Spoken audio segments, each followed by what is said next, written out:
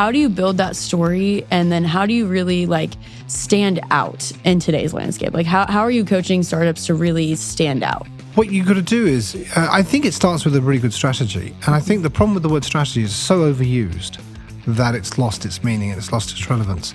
And there's a great guy, Alex Smith, he produces a lot of content on LinkedIn for free. And he comes up with this model, which is, you've got to come up with your strategy first. And then you've got to come up with your story. And then from that, you then do your targeting and etc. Very, very good model. And I think, again, he has this model where he says instead of using the word strategy, there are 6 other words you could use instead of, and that helps clarify whether you have a strategy or not. One of the words is disagreement. What is the disagreement you have with the rest of the industry? So what I want to hear, these 6 words that he's come up with is one. Increasingly, I ask startups, what is your theory? What is the gamble you are taking? What is the choice you have made? What is the disagreement you have with the rest of the industry, as I mentioned earlier? It's those kind of things. And what is your secret? And that helps startups distill down to what they're really doing. And then from that, we can craft a brilliant story.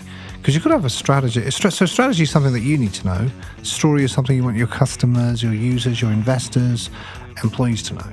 So strategy versus story. But you've got to start off with a good strategy. And I think in this hyper-competitive world, you've got to stand out. Offer. What is your offer? Better offers make better profits. I was working with this company in Nova Scotia, and they mentioned that they do something and it's 1,100 times better than their nearest competitor. I'm like, so what? That's just the number. What capabilities can your clients now do because of this, so that you could say only we can deliver X, Y, and Z? That's far better than 1,100 times. So think about what that better confers as an only. If you say we're 3 times better, well, what does that mean? What capabilities are unique because of that being better? So think about only is better than better.